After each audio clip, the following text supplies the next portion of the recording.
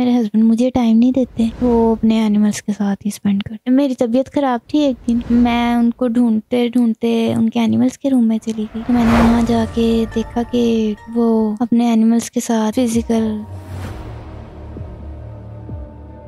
फिर एक दिन ऐसे हुआ, मेरे हस्बैंड काफ़ी ज़्यादा परेशान थे। मेरे काफ़ी फोर्स करने पे उन्होंने मुझे बताया कि जो उनकी डॉग थी वो प्रेग्नेंट है।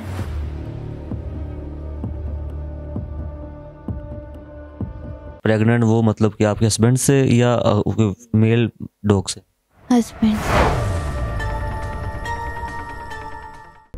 बुराक न्यूज की वीडियोस देखने के लिए हमारे चैनल को सब्सक्राइब कीजिए और बेल आइकन को क्लिक कीजिए ताकि आप हमारी आने वाली वीडियोस से बाखबर रह सकें।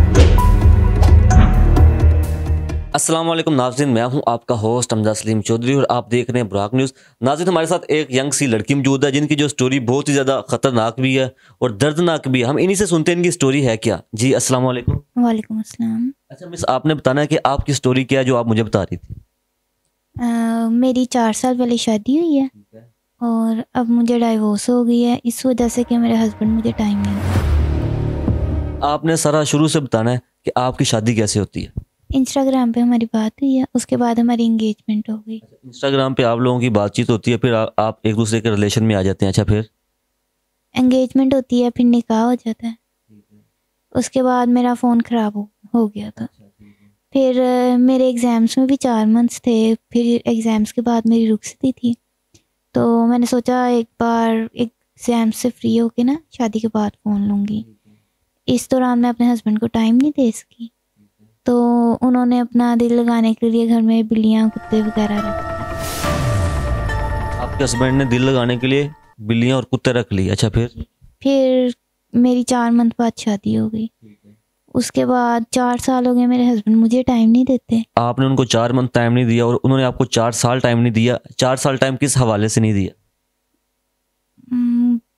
मतलब मुझे बाहर लेके जाना और शाम को आके टाइम स्पेंड करना मेरे साथ, ऐसा कुछ भी नहीं है। अच्छा, वो आपको घर पे भी टाइम, फ्री टाइम होता है वो अपने एनिमल्स के साथ ही स्पेंड करते हैं। आपके हस्बैंड आपको घर पे भी टाइम नहीं देते और आपको बाहर भी लेकर नहीं जाते। जो फ्री टाइम होता है वो अपने एनिमल्स के साथ गुजारते हैं। इस वजह से हमारी काफ़ी लड़ाइयाँ झगड़े रहते थे। वो अपने कुत्ते और बिल्लियों को टाइम क्यों देते, आपको टाइम नहीं देते और आप लोगों की लड़ाइयाँ होना शुरू हो गई। अच्छा, फिर इस वजह से फिर हमारी डाइवोर्स हो गई, क्योंकि 4 साल में मेरे घर औलाद ना होने की वजह मेरी सास और मेरी नंदें वगैरह वो समझती थी शायद मैं अपनी कोई बीमारी छुपाने के लिए अपने हस्बैंड को ब्लेम करती हूँ और इस वजह से मैं उनसे लड़ती हूँ। आपकी जो सास थी वो इस बात को मानती नहीं थी कि आपको उसके साथ कोई रिलेशन ही नहीं है। वो ये कहती थी कि आप मतलब अपनी बीमारी को छुपाने के लिए मेरे बेटे पर इल्ज़ाम लगाती हो। हाँ जी। अच्छा, तो फिर आपने मतलब अपने घर पे भी किसी को नहीं बोला?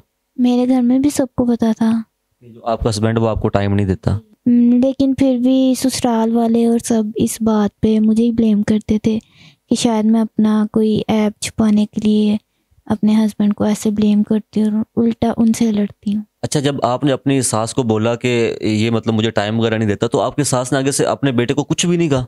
नहीं, वो उनको लगता था कि हमारी लाइफ बिल्कुल नॉर्मल है, मतलब हम हस्बैंड वाइफ की तरह जैसे रात को एक साथ सोना, ऐसे सब कुछ है। लेकिन ऐसी कोई बात नहीं थी। वो रात को भी मेरे पास नहीं होते थे, अपने उन एनिमल्स के पास ही होते थे। घर वालों को दिखाने के लिए वो आपके रूम में आ जाता था कि मैं अपनी वाइफ के पास जा रहा हूँ, मिसिस के पास जा रहा हूँ, और उसके बाद क्या करता था? सोता नहीं था आपके पास? नहीं, फिर क्या करता था? वो अपने एनिमल्स के साथ ही होते थे। एनिमल्स वगैरह का जो रूम वगैरह था या उनकी जो जगह थी वो अलग थी? जी, सेपरेट रूम था उनका। वहां पे जब कोई आता जाता तो किसी को पता नहीं चलता? नहीं, कोई नहीं आता जाता था वहाँ पे उनके अलावा, वो उनका ही बस शौक था। अच्छा, वो रात को भी एनिमल्स के पास जाके सोते थे? तो फिर आप मतलब उनसे कहती नहीं थी कि मतलब मुझे किस लिए लेके आए हो अगर आपने मेरे पास नहीं आना तो?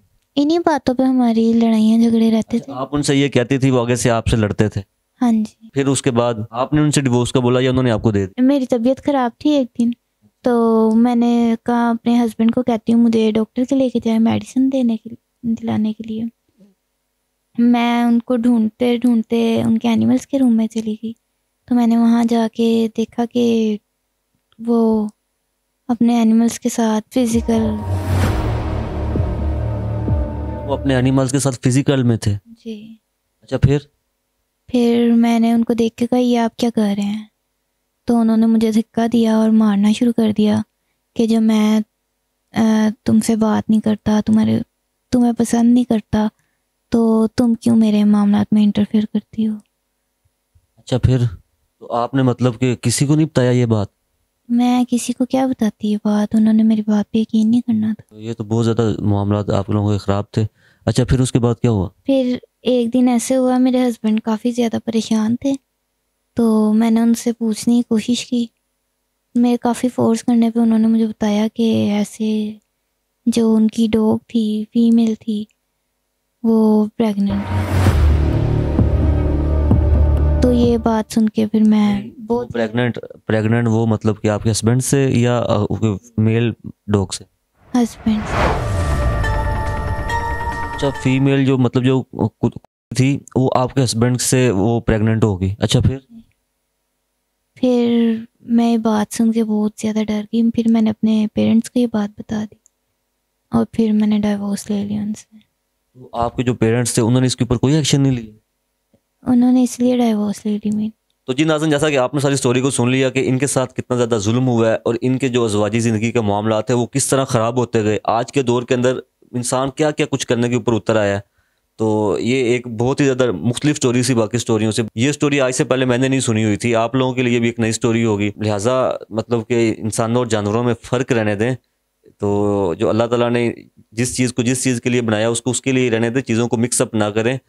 तो इसके साथ अपने मेज़बान को इजाज़त दें। अल्लाह हाफ़िज़।